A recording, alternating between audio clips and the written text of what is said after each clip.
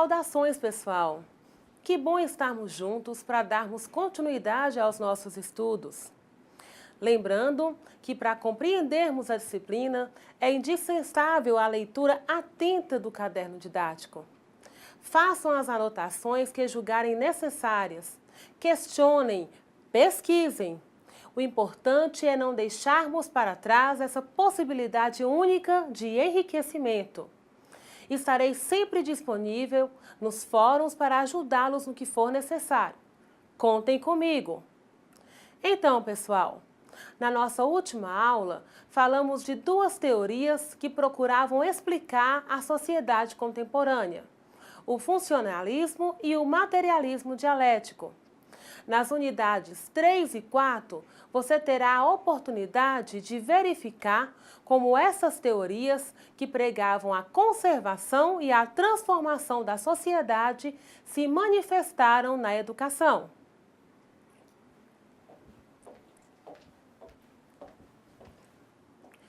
Unidade 3. Educação na perspectiva conservadora. O registro conservador de Émile Durkheim e a influência do pensamento liberal de John Dewey e da teoria do capital humano. Veremos nessa unidade como a visão conservadora da sociedade se expressou em diversas maneiras de interpretar a relação entre a educação e a sociedade. Nossa viagem prossegue assim, entrando no século XX. Inicialmente, estudaremos a contribuição de Émile Durkheim e a sua visão de educação como socializadora das novas gerações.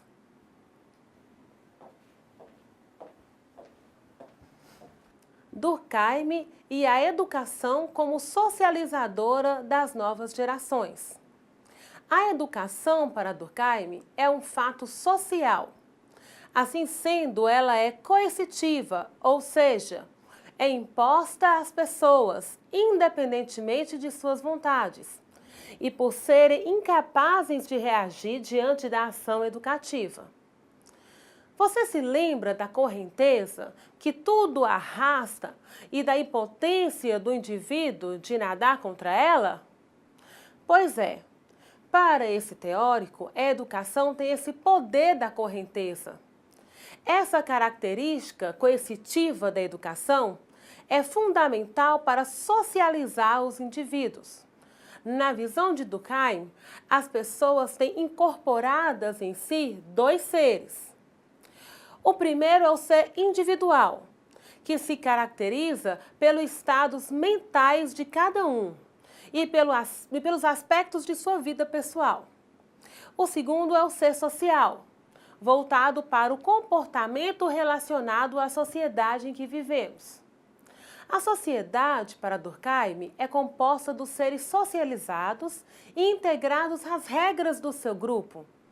Assim como cabe à biologia repassar a herança genética que caracteriza os aspectos individuais de cada ser humano, cor de cabelo, olho, cabe à educação a tarefa de transmissão das tradições e de códigos às pessoas para adaptá-las à convivência social. Durkheim aponta duas condições para que haja educação.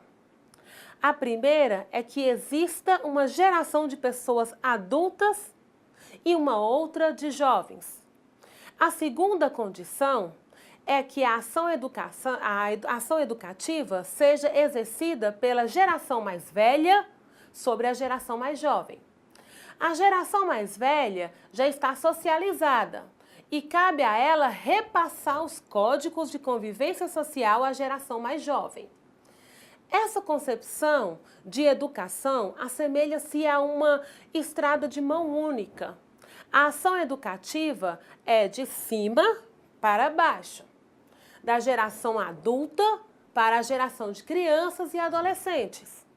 Os mais novos só recebem o conhecimento, parecem vazios, não tem nada para repassar ou para oferecer. Já os mais velhos só transmitem, parecem estar cheios, completos. Em boa parte das escolas brasileiras, a relação entre professores e alunos se dá dessa maneira. O professor sabe tudo e o aluno não tem nada para contribuir. Para Durkheim, a educação deveria, ao mesmo tempo, ter uma base comum diversificada. O que é isso? Significa que, apesar das diferenças de classes sociais, todas as crianças devem receber ideias e práticas que são valores do seu povo, da sua nação. Essa seria a base comum da educação, pois contém os conhecimentos que deveriam ser compartilhados por todos. Entretanto, prestem atenção, num dado momento da vida, a educação deveria ser diferenciada. Isso porque os jovens devem ser preparados a partir desse momento para assumir os seus papéis na sociedade, conforme a divisão social do trabalho e a especialização dentro da classe social a qual pertence.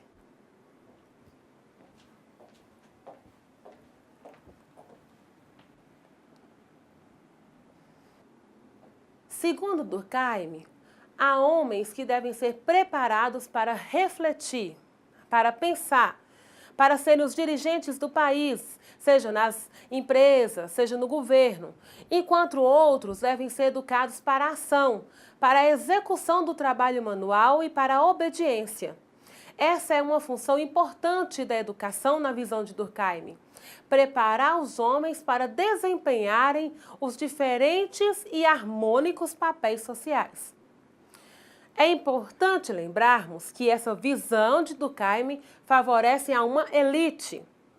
Na verdade, enquanto os marginalizados sociais ocupam os espaços de menor prestígio social, a burguesia é preparada para assumir as lideranças, os governos, ou seja, os lugares de melhor prestígio. Nessa concepção de educação, ela exerce o papel de fazer com que cada indivíduo entenda o seu papel dentro da sociedade.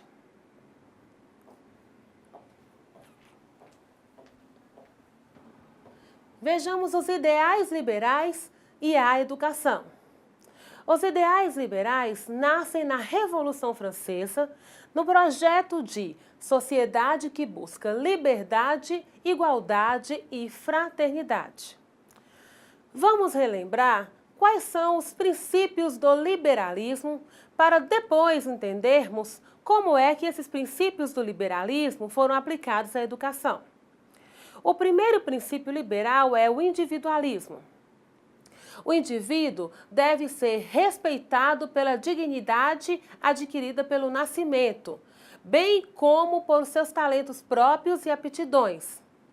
Ao governo, cabe permitir e garantir a cada indivíduo o desenvolvimento de seus talentos, em competição com os demais ao máximo de sua capacidade. Assegurado o desenvolvimento máximo das potencialidades de cada indivíduo, o sucesso ou o fracasso na vida é responsabilidade de cada um e não da sociedade. Por meio do individualismo, o liberalismo defende a sociedade dividida em classes e justifica que o acesso a posições sociais favoráveis depende do esforço de cada sujeito, uma vez que as oportunidades são dadas a todos, da mesma maneira. O segundo princípio liberal é o da liberdade. Este é visto como condição necessária para a defesa das ações e das potencialidades individuais. Trata-se de um princípio básico e profundamente ligado ao individualismo. Antes de qualquer coisa, o indivíduo precisa ser livre. Propõe-se liberdade entre os indivíduos para obter sucesso e conquistar melhor posição na sociedade em função de seus talentos. Esse princípio é utilizado para combater aquelas pessoas que tinham privilégio de nascimento, como os nobres, durante a monarquia. Tal princípio defende também as liberdades coletivas, como, por exemplo, a liberdade religiosa, a liberdade política. As liberdades coletivas são decorrentes da liberdade individual, que é assegurada pela sociedade democrática. O terceiro princípio é o da propriedade privada. Ela é vista como um direito natural, livre de qualquer usurpação. Deve ser assegurada pelo Estado. A propriedade de terra e dos bens de produção deixa de ser um privilégio da nobreza feudal para ser condição de progresso individual e de desenvolvimento econômico.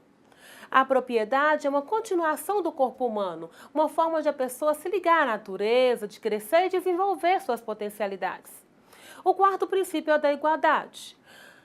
Para que o liberalismo não signifique igualdade de condições materiais, mas igualdade perante a lei.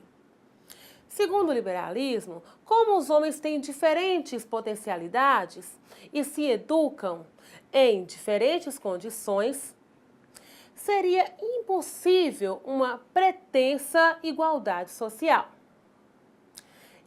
Isso é visto, portanto, como um mal, pois provocaria uma padronização dos indivíduos e o desrespeito à individualidade de cada um. Bom, pessoal, dessa visão origina-se a igualdade de direito e a desigualdade de fato.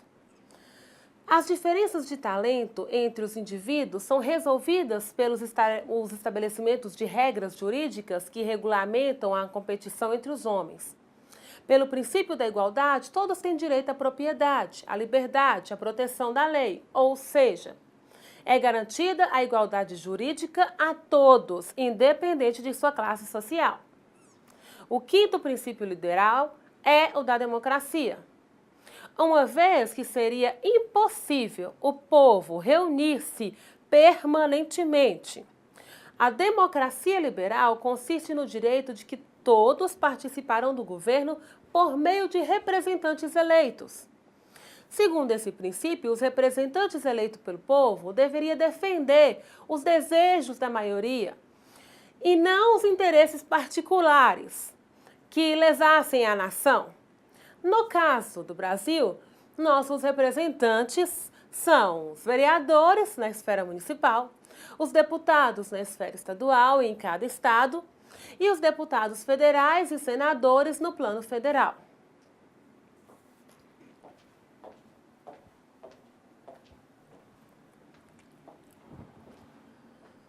Na educação, os ideais do liberalismo estão associados ao sentimento de desenvolvimento social. Esse desenvolvimento está ligado à necessidade de estender a educação a todos.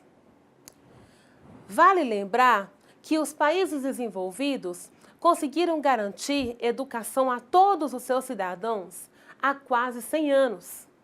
Enquanto no Brasil, a construção de um sistema público de ensino que oferte escolarização gratuita, de qualidade e democrática para toda a sociedade ainda é um desafio.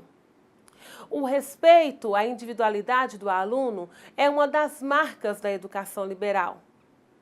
É também de rompimento com a escola tradicional, que dava excessiva importância nos processos educativos às gerações mais velhas em detrimento às gerações mais jovens, como vimos no pensamento de Durkheim.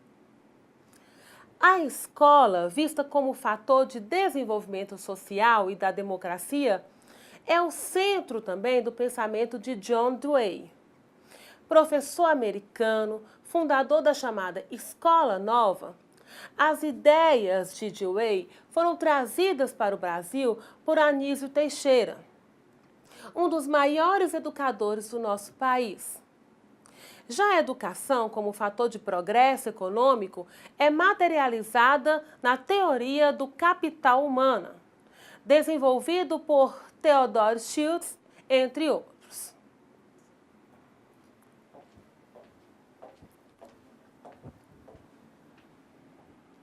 Dewey e a Escola Nova. John Dewey foi um norte-americano, professor de filosofia que nasceu em 1859 e faleceu em 1952. Dedicou sua vida para a fundação de uma nova escola, voltada para a construção de uma sociedade verdadeiramente democrática. Para Dewey, a escola deveria ser um ambiente de formação de um novo homem. Para isso, a sociedade não poderia ofertar uma educação qualquer. Deveria oferecer um processo educativo vivenciado em uma nova escola, pautada em valores democráticos. As práticas democráticas deveriam ser observadas na relação professor e aluno, no material didático utilizado, nos métodos pedagógicos aplicados. Todas as ações dessa nova escola deveriam estar voltadas para um objetivo: ter o aluno como centro principal no ambiente escolar. Dewey pensou e criou um novo ambiente escolar para desenvolver sua proposta pedagógica. A escola é uma instituição em que os indivíduos passam boa parte de suas vidas, transitam da infância para a maioridade. Esse longo período de escolarização deveria ser utilizado para a realização de experiências concretas. Assim, o processo educativo ofereceria aos educandos condições para que resolvessem por si só os seus próprios problemas. A nova escola formaria indivíduos aptos para uma vida social, cooperativa, em que as decisões são obtidas por meio de acordos amparados na livre participação de todos. Ao mesmo tempo, a educação estaria sintonizada com as mudanças que ocorrem no mundo e propiciaria oportunidade para todos alcançarem as conquistas asseguradas pela sociedade democrática. A educação atuaria, assim, na renovação constante dos costumes e na sua preservação. No entanto, tal renovação de costumes tem como limite a sociedade democrática. Caso fosse supostamente atingida essa meta, não haveria o que mudar na sociedade. Dewey pregava, por meio de um profundo processo educativo democrático, uma reforma total da sociedade. Mas sendo um liberal, tais mudanças, defendidas pelo criador da nova escola, não deveriam eliminar os privilégios da sociedade burguesa, uma vez que foram conquistadas democraticamente. Essa ideia de educação como um ponto de partida, como direito de todos e de cada um, foi o que inspirou o lançamento do Manifesto dos Pioneiros da Educação em 1932, em defesa de uma educação pública, gratuita, laica, com igualdade para ambos os sexos, obrigatória e de dever do Estado. Não foi fácil para Anísio lutar por a escola democrática, como formação comum para todos, numa sociedade onde estudar ainda era privilégio e os governos autoritários se sucediam.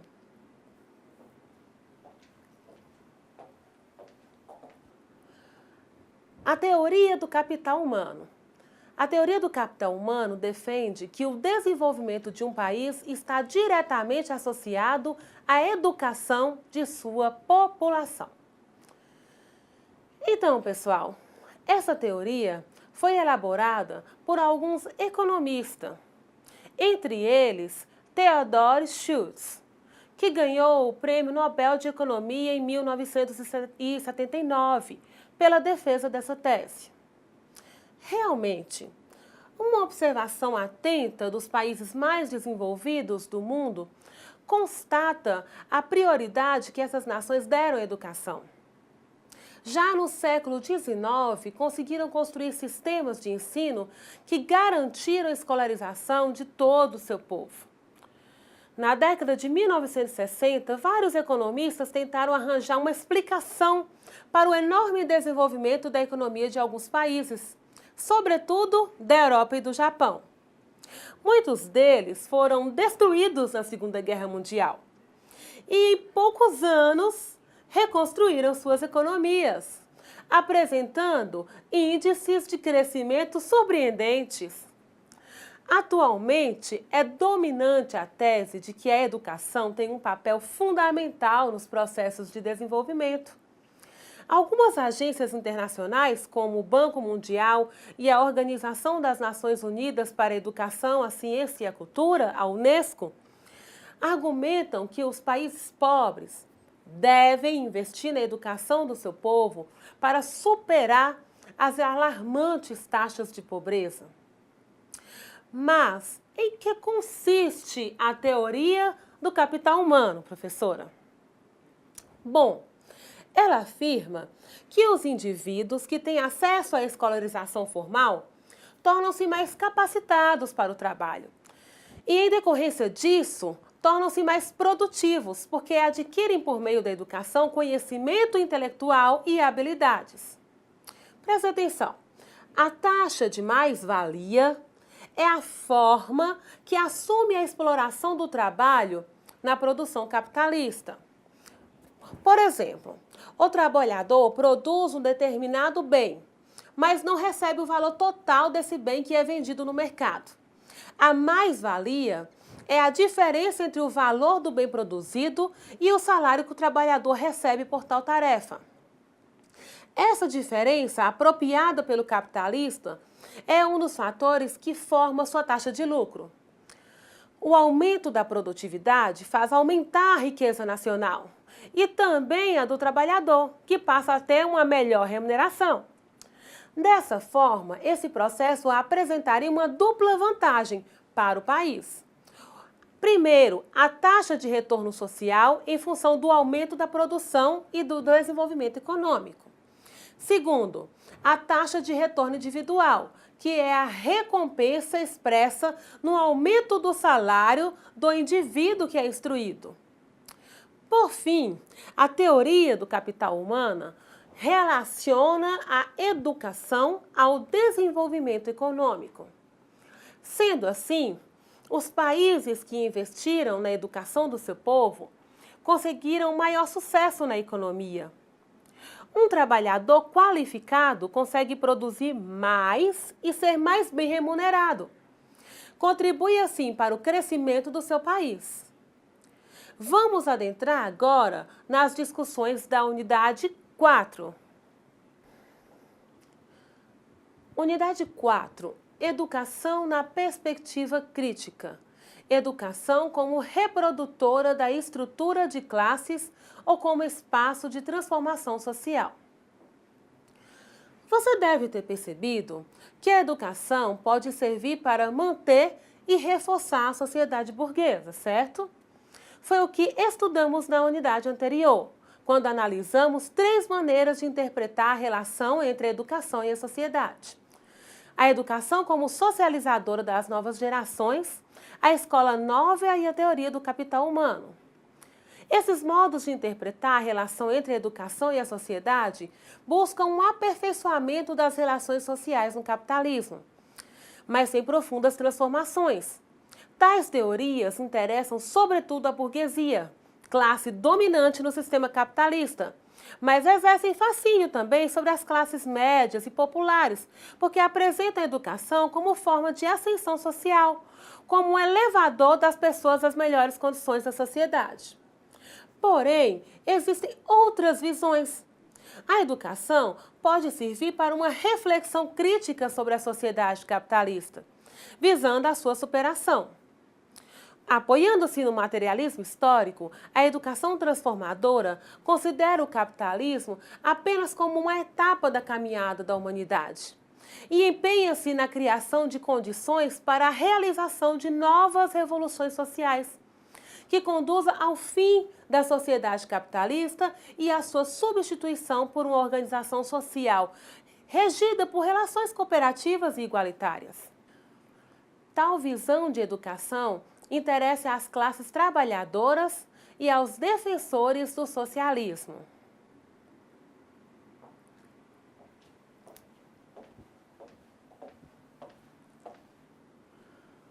Althusser e a escola como aparelho ideológico do Estado. Louis Althusser, filósofo francês, professor universitário, militante do Partido Comunista, tornou-se um dos principais estudiosos do marxismo. Para compreendermos o Estado como aparelho ideológico, vamos pensar em termos práticos o que seria ideologia. Imagine uma manhã bonita, ensolarada, em que aparentemente você enxerga tudo até onde os seus olhos alcançam.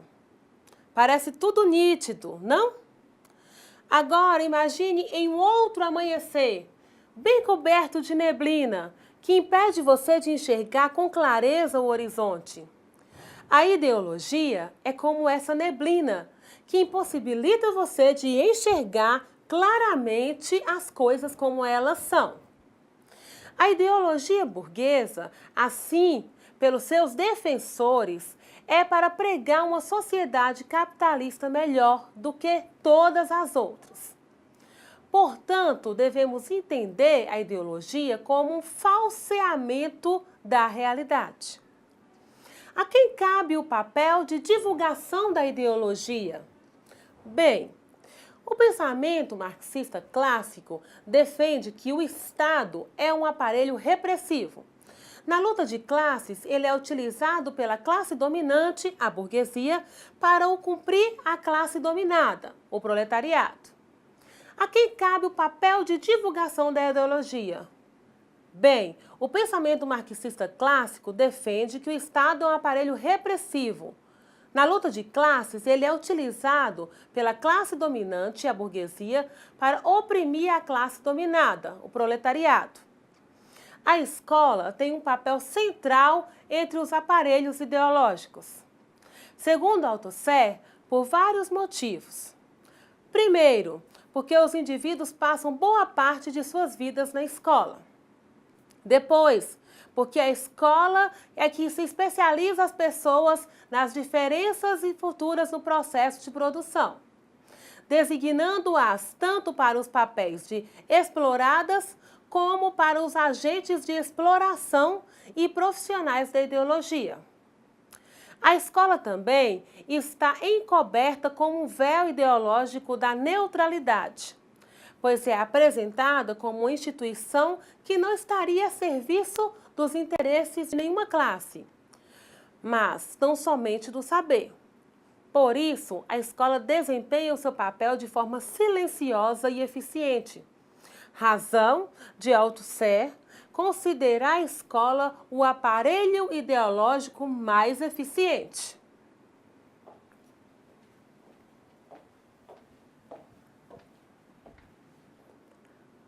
Apesar de admitir a luta de classes no interior dos aparelhos ideológicos, Althusser acredita que a ideologia burguesa acaba prevalecendo. Tinha, portanto, uma visão pessimista da possibilidade de vitória dos ideais da classe trabalhadora no confronto ideológico com a burguesia. É como uma partida de futebol entre um time da Série A e o outro da Série B do Campeonato Brasileiro, ou seja, o da Série B perderia. Dando sequência aos nossos estudos, vamos conhecer Gramsci e a sua teoria da escola como espaço da contra-ideologia. Antônio Gramsci foi um dos maiores pensadores marxistas. Como dirigente político comunista, a sua maior preocupação foi contribuir para organizar a emancipação da classe trabalhadora, com vista à superação da sociedade capitalista. Gramsci deu atenção especial ao estudo da superestrutura social. Bom, na visão de Gramsci, tanto o Estado, a sociedade política, como a sociedade civil compõem a superestrutura. É nos diversos fóruns da sociedade civil, sindicatos, partidos políticos, associações de classes comunitárias que se trava a disputa pela direção da sociedade entre a burguesia e o proletariado. Segundo Gramsci, na sua estratégia para chegar ao poder, A classe trabalhadora deve utilizar esses espaços da sociedade civil para transmitir a sua concepção de mundo, seu objetivo de construir relações sociais fraternas e livre da exploração do homem pelo homem, e assim conquistar outros grupos sociais subalternos para a causa socialista. É nesse ambiente de disputa pela direção da sociedade civil que se situa a escola. Qual é o papel social da educação? Contribuir para manter as atuais relações sociais de exploração capitalista ou servir de instrumento para a revolução socialista? Bom, vai depender da ótica das classes em luta. Gramsci observava o potencial transformador da educação. Assim como os pensadores reprodutivistas, ele também admitia a escola como um aparelho reprodutor das relações sociais capitalistas. Ou seja, ele acreditava que a educação é utilizada para manter as coisas do jeito que elas estão. No entanto, diferente daqueles, ele enxergava também que o ambiente escolar era um espaço fértil para a sociedade civil, para germinar a possibilidade de luta contra a dominação burguesa e, por conseguinte, transformadora das relações sociais dominantes. Assim, se a escola servia para inculcar os valores conservadores burgueses, ela poderia servir também para transmitir os ideais revolucionários da classe trabalhadora, não é mesmo? Da mesma forma que a escola servia para transmitir a ideologia burguesa e manter a dominação capitalista, ela poderia também servir para difundir a ideologia da classe trabalhadora e ser um espaço de luta contra a exploração capitalista. Nesse sentido, se a escola constrói a ideologia, também pode elaborar a contra-ideologia.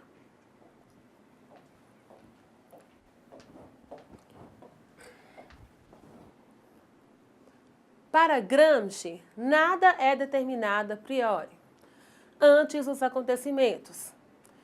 É resultado do embate entre as classes em lutas, que definirá a conservação ou a transformação da realidade social, não havendo previamente ganhadores ou perdedores. Bom, pessoal, até aqui vocês puderam compreender um pouco sobre como as diversas teorias sociais são aplicadas à educação. Compreenderam também como alguns fatos históricos e suas relevâncias para a formação das teorias. Analisamos algumas maneiras de interpretar a relação entre a educação e a sociedade, a partir de visões e de pensamentos diferentes. Ou seja, agora, a partir da unidade 5, vamos nos dedicar à compreensão da sociedade atual. Para isso, veremos como eram as relações de trabalho na produção de bens em sociedades anteriores à burguesa. Estudaremos também algumas formas de administração capitalista.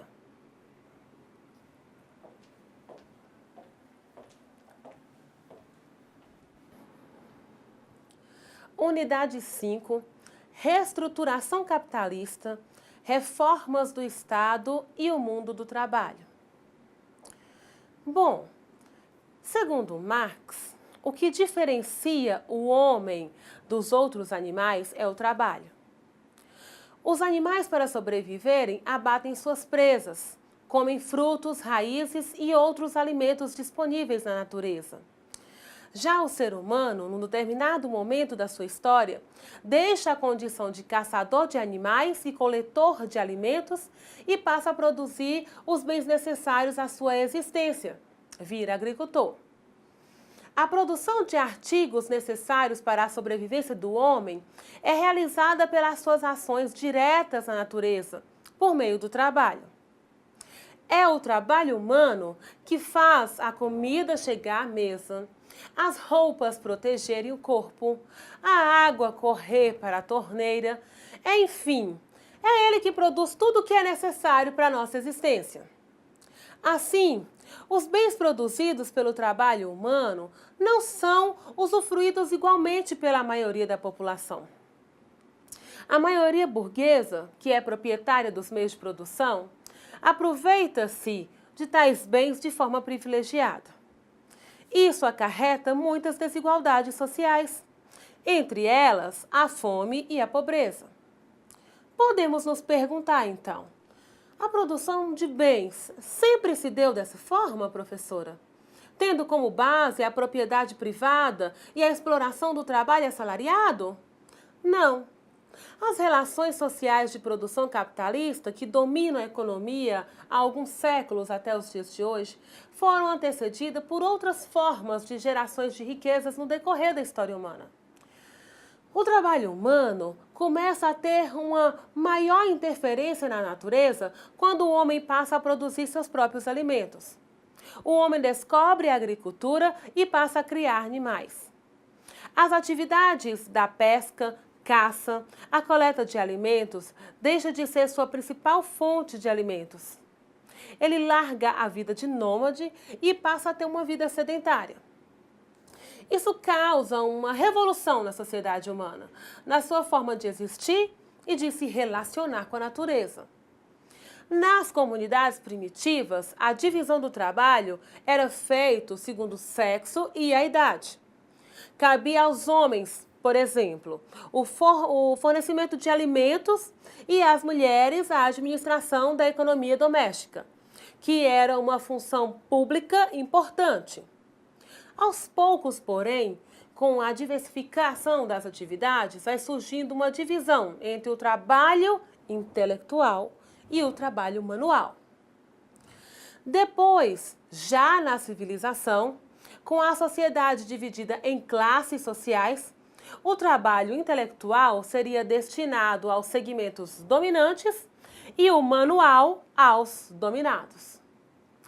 As diferenciações sociais surgidas com a separação entre aqueles que trabalhavam diretamente na produção de bens e aqueles que somente administravam a sobra destes, vai aos poucos dar origem à propriedade privada e às classes sociais. A partir daí, então, no decorrer de toda a história, os homens serão divididos entre aqueles que são proprietários e os que não são.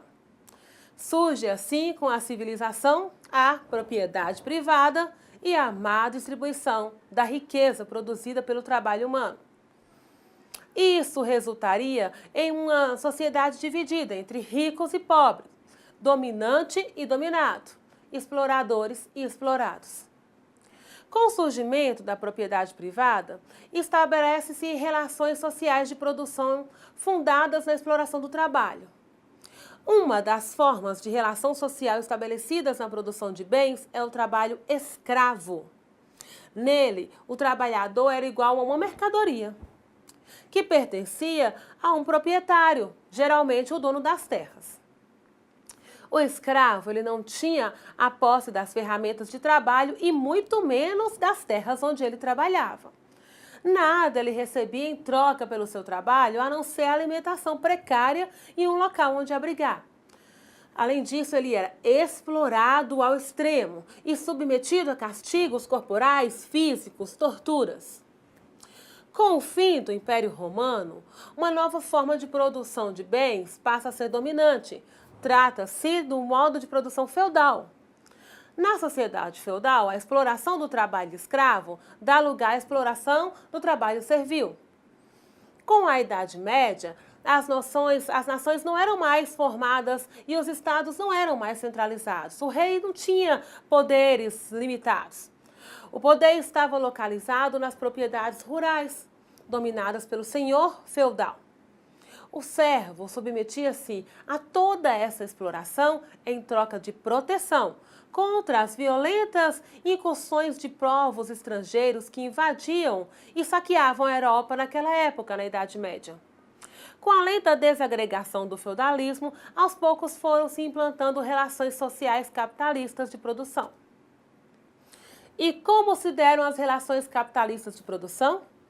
Como já estudamos nas unidades anteriores, o capitalismo visa o ganho, ou seja, o lucro máximo. Assim, a administração burguesa criou as condições para reforçar a alienação e a exploração máxima do trabalho humano. Alguns pesquisadores realizaram estudos científicos para aperfeiçoar a administração empresarial e proporcionar maior lucratividade aos capitalistas. Frederick Taylor é um engenheiro inglês e pregava que o objetivo maior da administração deveria ser a de garantir, ao mesmo tempo, o máximo de prosperidade ao patrão e ao empregado. Tinha uma concepção de mundo funcionalista, em que a harmonia e o equilíbrio deveriam reger as relações sociais. Os conflitos de classe, greves, manifestações, eram encarados como uma disfunção e deviam ser combatidos. Para ele, a divisão de tarefa no interior da fábrica deveria ser acompanhada pela observação do desempenho físico do operário. A atividade realizada era cronometrada para se estabelecer um padrão médio de tempo gasto pelo trabalhador durante a sua jornada de trabalho. Por exemplo, anotava-se quanto tempo um operário gasta para se apertar um parafuso. Estabelecia-se quantos parafusos ele deveria apertar por um dia. Esse controle racional do tempo visava adotar o administrador de informação do tempo gasto na produção, permitia a punição dos operários ineficientes e combater a indolência, a preguiça, o corpo mole do trabalhador, assim como premiar aqueles que se adaptassem a esse novo modelo. Assim, a supervisão absoluta do trabalho humano no processo produtivo objetivava combater os descaminhos que impediam a obtenção de maior lucratividade possível a esse capitalista. Henry Ford foi outro estudioso da administração capitalista. O método administrativo utilizado por ele ficou conhecido como Fordismo. Tais métodos foram aplicados inicialmente na sua fábrica de automóveis, a Ford. Seu objetivo era a diminuição do tempo de fabricação dos veículos em sua empresa. Isso reduziria o custo de cada veículo, o que implicaria a diluição dos custos fixos numa grande quantidade de automóveis produzidos, atingindo-se assim a chamada economia de escala. Essas práticas administrativas acabaram se instalando também no sistema escolar. As modernas escolas privadas instauraram relações capitalistas entre os proprietários e os professores, que vendem seu trabalho por meio de pagamento de horas-aulas e de docilidades às orientações gerenciais dos administradores escolares. Em todas as escolas, incluindo as redes públicas, organizaram-se com currículos de uma linha de montagem, com os alunos passando de disciplina para disciplina, de mestre para mestre, até desembocarem nas secretarias, onde obtêm notas e certificados. Como você deve ter notado, as diversas formas de administração empresarial capitalista estão voltadas para aumentar a exploração do trabalho e elevar o lucro do capital. Elas contribuíram ainda mais para acentuar as desigualdades sociais. As crises sempre acompanham o sistema capitalista. Elas acontecem em razão das lutas entre capitalistas e trabalhadores. Os maiores exemplos dessas crises foram a Primeira Guerra Mundial e a quebra da Bolsa de Nova York em 1929, a Revolução Russa em 1917, que levou os trabalhadores à primeira experiência socialista vitoriosa no mundo. Nos anos seguintes, nós veremos o crescimento do neoliberalismo. 3 pilares fundamentais marcam o neoliberalismo: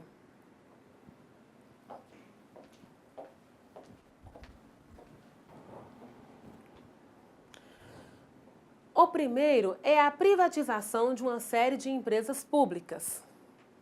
O segundo é a desregulamentação das atividades econômicas e sociais, baseada na superioridade da eficiência do mercado em relação ao burocratismo estatal. O terceiro é a reversão de padrões de proteção social. Como você deve ter observado, as reformas neoliberais têm aumentado a distância entre pobres e ricos. Elas também têm ameaçado uma série de direitos sociais trabalhistas, tentado retirar aquilo que foi conquistado com muito suor e luta. Também tem impedido a construção de uma educação realmente democrática, marcada por relações participativas no ambiente escolar, ensino de qualidade para todos os brasileiros. Os servidores de escola são atingidos pelas reformas do Estado sob a orientação neoliberal.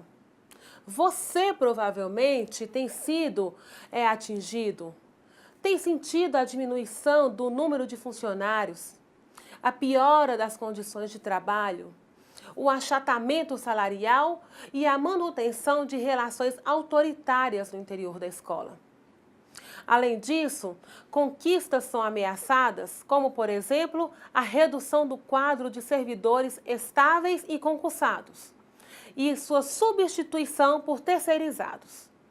Por isso, os trabalhadores em educação empunham a bandeira do seu reconhecimento como profissionais de educação, educadores de fato e de direito. Você, além de servidor da escola, que luta por melhores condições de vida e trabalho, é um cidadão brasileiro, atento a tudo que se passa no seu país, aos desafios de construir uma nação verdadeiramente democrática, que inclua todos, que inclua os seus filhos, que permita que todos eles desfrutem de forma igualitária da riqueza que historicamente beneficiaram tão pouco.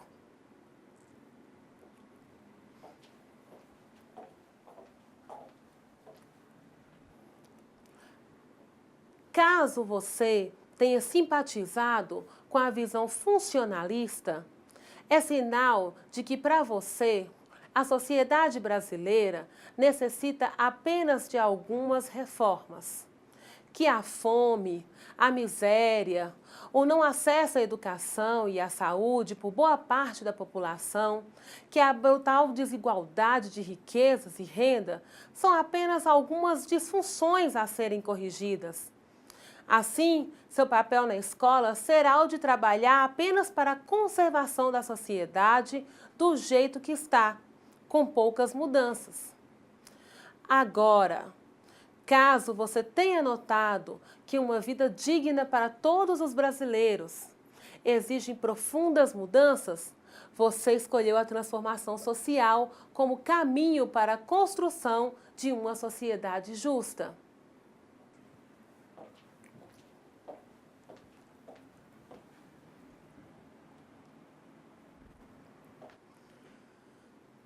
A escola pode desempenhar um importante papel na construção dessa nova sociedade, seja mostrando como são produzidas as injustiças sociais, seja estabelecendo relações democráticas no ambiente escolar, seja formando intelectuais orgânicos que vão trabalhar por transformações sociais radicais.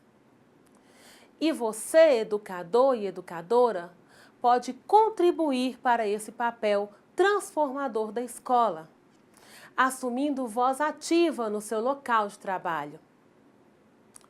Bem, as alternativas estão aí. A escolha é sua.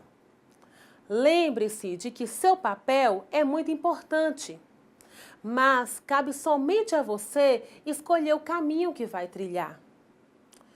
E talvez você esteja até desanimado com a estrutura e com a realidade na qual você está inserido. Mas não se esqueça que a transformação, ela começa individualmente.